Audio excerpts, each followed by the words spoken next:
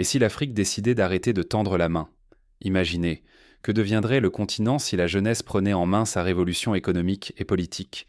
Cette interrogation brûlante n'a jamais été aussi pressante qu'aujourd'hui. Des millions de jeunes Africains étouffent sous le joug de dirigeants accrochés au pouvoir jusqu'à leur dernier souffle. Leur colère alimente la montée de leaders audacieux comme Ibrahim Traoré, devenu symbole d'un espoir nouveau au Sahel. Mais il ne s'agit pas seulement de changer de visage, c'est un état d'esprit qui s'impose, refus d'un passé de soumission, rejet d'une dépendance chronique envers l'Occident. La jeunesse refuse de voir l'Afrique réduite à mendier aide et considération à l'international. Ce réveil s'accompagne d'un appel puissant à l'unité. Les jeunes exigent une solidarité entre nations sœurs pour affronter ensemble le néocolonialisme et défendre les ressources du continent. Leur rêve, que l'Afrique cesse d'obéir aux injonctions extérieures et devienne pleinement maîtresse de son destin. Si rien ne change, c'est l'avenir de toute une génération qui pourrait être sacrifié. L'Afrique, pourtant riche, resterait prisonnière d'un cycle d'exploitation et de pauvreté. Pourquoi ce sursaut collectif maintenant? Qu'est-ce qui pousse la jeunesse à s'organiser et à rêver d'une Afrique souveraine? Derrière cette mobilisation, une série de chocs récents a réveillé les consciences. Les jeunes voient d'eau claire dans le jeu des puissances étrangères et refusent de se laisser manipuler.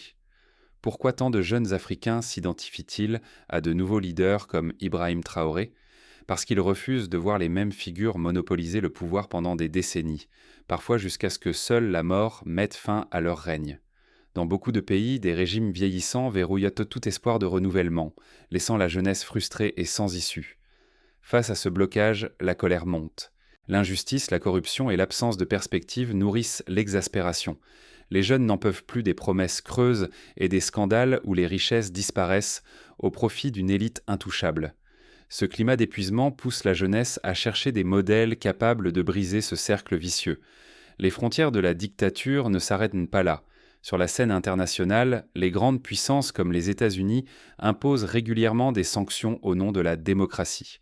Mais ces mesures servent souvent à verrouiller l'accès aux ressources africaines, or, pétrole, minerais stratégiques. Les sanctions deviennent des outils de contrôle déguisés, punissant les pays résistants et protégeant les intérêts occidentaux. Le scénario est bien connu, on promet de l'aide, on installe la dépendance, puis chaque soutien est conditionné à l'ouverture des marchés et à la cession des matières premières. L'Afrique se retrouve piégée, condamnée à choisir entre soumission ou isolement, sans jamais vraiment décider de son avenir. Si l'on ignore ce double piège, dictature interne et pression extérieure, rien ne changera. La jeunesse le comprend, et c'est elle qui, aujourd'hui, refuse d'accepter ce destin figé. Mais ce réveil ne se fait pas sans risque. La contestation active expose les jeunes à la répression, mais aussi à de nouvelles formes d'ingérence. Jusqu'où la révolte des jeunes Africains peut-elle aller? À quoi s'oppose-t-il, au fond? Aujourd'hui, une génération refuse de rester dans l'ombre. Elle réclame la fin des présidences à vie, la chute de pouvoirs figés qui confisquent le destin du continent depuis des décennies. Chaque soulèvement porte un cri. Laissez-nous écrire notre avenir. Dans de nombreux pays, les jeunes se rassemblent derrière des figures vues comme intègres, courageuses, prêtes à risquer leur vie pour un vrai changement. Ce ne sont plus les élites usées, ni les puissances étrangères qui guident la marche, mais celles et ceux qui incarnent la rupture, souvent de nouveaux visages, nourris par l'espoir collectif. Mais ces leaders issus de la jeunesse deviennent vite la cible des machines à discrédit venues de l'extérieur. Accusations de corruption, campagnes de diffamation, autant de tactiques étrangères pour semer le doute et saboter toute émancipation. L'objectif? Détourner l'attention du vrai enjeu, la souveraineté africaine. On continue pourtant à répéter le même mythe. L'Afrique aurait besoin de l'Occident plus que l'inverse. Mais si l'on regarde ses ressources, sa culture, sa jeunesse, cette croyance s'effondre. Il est urgent de briser ce complexe du mendiant. La dépendance nourrit l'injustice. Laisser l'ancien système en place, c'est condamner la jeunesse à la frustration, à l'exil, voire à la révolte. Pourtant, chaque jour, plus de jeunes refusent ce destin tracé d'avance.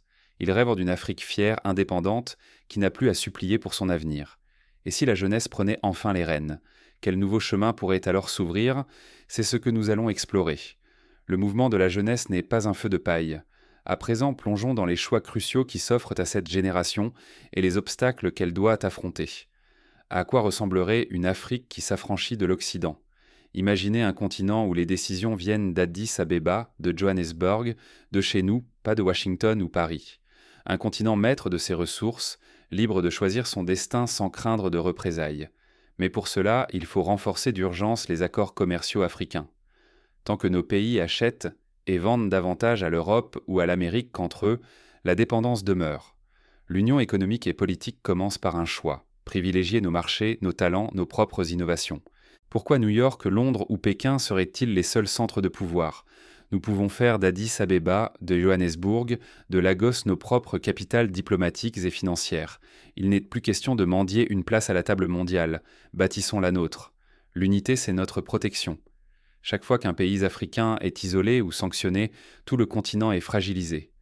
L'exemple de l'Afrique du Sud le démontre. Seule, elle est vulnérable. Unie à ses sœurs, elle devient inébranlable. Notre plus grand danger, ce sont les divisions semées de l'extérieur. Quand des intérêts étrangers dressent les Africains les uns contre les autres, nous livrons nos ressources à la prédation. Refuser la solidarité, c'est choisir la faiblesse. La puissance naît de l'union et du rejet du complexe du mendiant. L'avenir africain ne se jouera pas dans la soumission, mais dans la capacité de la jeunesse à transformer l'aspiration d'unité en acte. Oserons-nous franchir ce pas? L'heure n'est plus à l'attente. C'est à la nouvelle génération de choisir le chemin de l'audace et de la solidarité. Changer de mentalité, voilà la première révolution. Mais comment la rendre réelle? Il ne s'agit pas de slogans, mais d'actions accessibles à chacun d'entre nous. La jeunesse doit exiger une relève politique. Laisser un homme de plus de 90 ans gouverner, ce n'est pas une simple révolte, c'est un devoir envers l'avenir. Le continent mérite des leaders jeunes, visionnaires, qui portent vraiment nos espoirs. Ensuite, développons le commerce entre pays africains. Pourquoi dépendre des importations européennes ou asiatiques quand nos voisins débordent de ressources et de talents? Soutenir nos marchés, c'est bâtir une force économique capable de résister à la pression de Washington, Paris ou Pékin. Valoriser nos richesses, c'est croire en notre jeunesse, en nos créateurs, nos ingénieurs, nos agriculteurs. Refusons le complexe du mendiant. L'Afrique n'a pas à supplier pour des visas ni attendre la validation d'autrui pour avancer. Croyons en notre valeur. Les modèles de réussite existent, parfois tout près. Inspirons-nous de ceux qui investissent dans l'agriculture, la technologie ou l'éducation et refusent la fatalité. Rester passif, c'est livrer notre avenir aux autres. Défendre nos terres et nos ressources, c'est préserver notre dignité. À vous de choisir. Mais comment passer de l'intention à l'action concrète? Voici le vrai défi qui attend chaque jeune Africain. L'Afrique ne changera pas sans toi. Quelle empreinte veux-tu laisser sur la terre de tes ancêtres?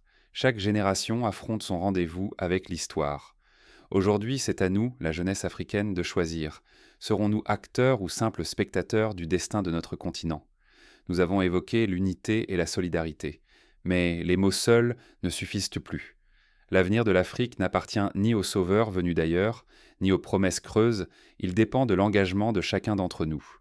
La renaissance africaine ne sera pas un accident. Elle naîtra du courage de millions de jeunes décidés à s'entraider, à commercer ensemble, à défendre sans relâche les intérêts de leur terre. Refuser le statu quo, c'est refuser de plier devant des puissances étrangères. Agir ou subir, voilà le vrai choix. Ceux qui renoncent à l'action acceptent, sans le dire, la domination et l'humiliation. Mais ceux qui osent s'unir pour l'Afrique ouvrent un chemin de dignité et de prospérité. N'attends pas un chef charismatique, ni la permission de quiconque pour passer à l'action. L'unité commence autour de toi, dans ta famille, ton quartier, ton cercle. La solidarité s'incarne dans chaque initiative, chaque partenariat, chaque résistance face à l'injustice. Ne laisse personne te persuader que tu es impuissant.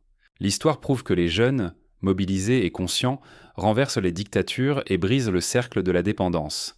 Si l'Afrique reste divisée, elle continuera d'être pillée. Mais si sa jeunesse choisit l'unité, aucune force au monde ne brisera ses rêves. Le choix nous appartient. Que répondrons-nous à l'appel de l'histoire? L'avenir de toute une génération est en jeu.